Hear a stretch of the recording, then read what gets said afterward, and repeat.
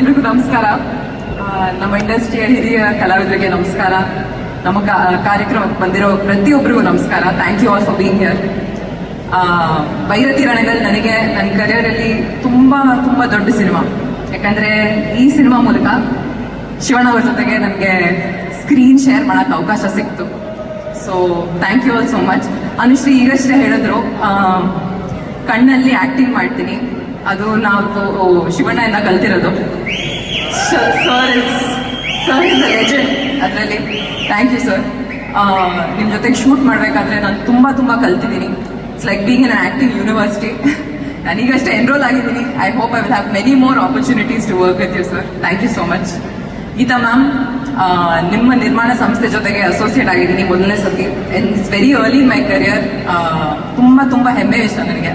Thank you so much. And ಈ ಅವಕಾಶ ತಗೊಂಡು I like to thank Narthan sir.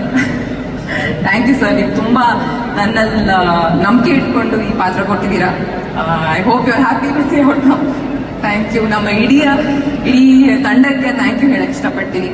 I learn a lot and I am extremely grateful for this opportunity. Thank you.